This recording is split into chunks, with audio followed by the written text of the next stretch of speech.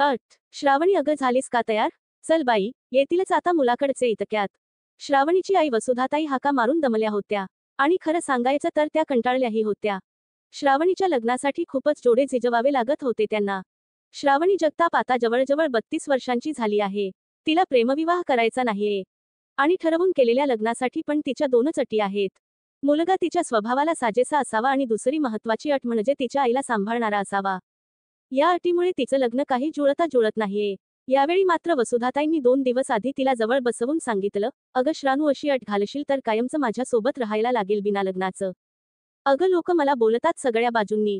मुलगी जास्तीच अपेक्षा ठेवून आहे असं म्हणतात. किती जणांना आणि कसं तोंड दाखवायचं मी?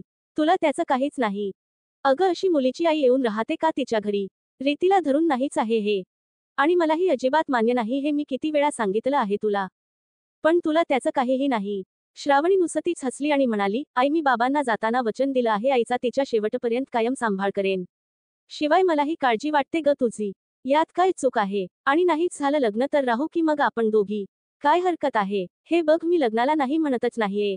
फक्त माझी अट बदलायला मला लावू नकोस. अगं मी कुठे म्हणते आपण एका घरात राहायचं. पण निदान माझ्या घराजवळ तरी राहावं. माझ्या आईने ही एवढीच अट आहे. मला जर दोन्ही घरं सांभाळायची असतील तर काय वाईट आहे त्यात? श्रावणी साधासा पण तिच्यावर खुलून दिसणारा आंबा रंगाचा ड्रेस, त्यावर साधच गळ्यातलं आणि साजेशी केशरचना करून समोर आली आणि वसुधाताईंची तंद्री भगली. तिच्याकडे बघत मनातल्या मनात वसुधाताई म्हणाल्या, सावळी असली तरी किती देखणी आहे माझी लेक. अगदी साधी, सरळ आणि मनमिळावू. नोकरी करत असली तरीही कसलाच बडेजाव नाही, की मी किती कमावते हा माज नाही.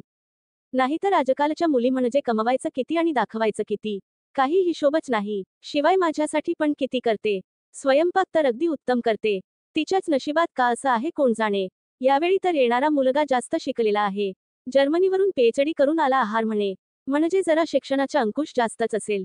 म्हणजे तर काय बघायलाच नको. अशी जगावेगळी अट कशी मान्य करतील ते. पण तरीही वसुधाताई नेहमीप्रमाणेच अगत्य करायला तयार होत्या. थोडा वेळ गेल्यावर शशांक पवारकडची मंडळी आली. मुलगा आणि त्याचे आईवडील होते.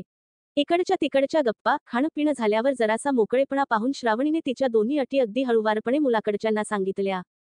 आणि मुलाकडचे एकमेकांकडे बघतच बसले. त्यावर वसुधाताई मात्र लेकीची बाजू सावरून घेत म्हणाल्या, माझी श्रावणी ना माझ्यासाठी खूप हळवी आहे म्हणून असं म्हणते. संसारात रोळली ना की हे खोळ जाईल अहो निघून तिचं. आणि ती कितीही म्हणाली तरी मी नाही अहो अशी येऊन राहणार. अहो शेवटी जावयाकडे मी तरी कशी राहीन. तुम्ही नका काळजी करू मी समजावेन तिला.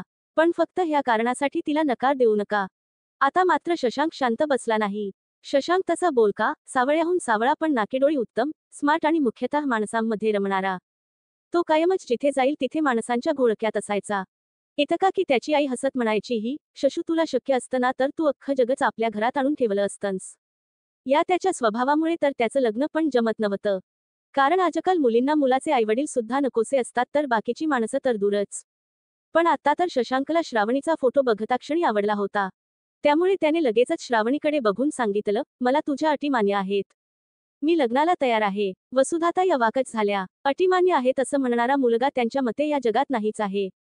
त्यावर सगळेच शांत आहेत बघून पुन्हा शशांकच म्हणाला, श्रावणीची आई, अहो तुम्ही तिची आई असला तरी माझ्यासाठी पण लग्नानंतर आईच आहात ना. मुलगी मोठी झाली तिचं वय वाढलं आणि जगाचे अनुभव घेतले की आयुष्याच्या एका वळणावर तिला आईचा हात सोडून जायची भीती वाटते. त्यात ती तुमची एकुलती एक आहे. त्यामुळे तुमची सगळी जबाबदारी तिच्यावर आणि थोडक्यात लग्न झाल्यावर माझ्यावर आहे. मी माझ्या आईवडिलांना तिच्यावर थोपवायचं आणि तिच्या आईवडिलांची जबाबदारी झटकायची यात कसला आला पुरुषार्थ. आणि त्याने आमच्यामधलं प्रेम वाढेल का? मी तिच्या भावनांचा आदर नाही केला तर ती माझ्या आईवडिलांना मान देईलच हे कशावरून. त्यामुळे मी तयार आहे या अटींना. आपण तुम्हाला एका घरात राहायचं नसेल तर जवळच घर घेऊ पण एकत्र गुण्यागोविंदाने राहू. त्यावर शशांकची आई पण स्मित करत हसली आणि म्हणाली, हो आम्हालाही हे मान्य आहे वसुधाताई. अहो शिक्षणाने माणूस शिकला नाही तर काय उपयोग. आम्ही सगळे एकत्र कुटुंब पद्धतीत राहिलेलो आहोत. त्यामुळे या जुन्या खोळचट कल्पना आता विसरून पुढे जाऊयात. आणि अहो अजून एक गंमत म्हणजे मी माझ्या सुनेच्या कागाळ्या तुम्हाला करेन तशा तुम्ही तुमच्या जावयाच्या कागाळ्या मला करा. म्हणजे आपला वेळ पण छान जाईल. असं म्हणतात सगळे हसायला लागले.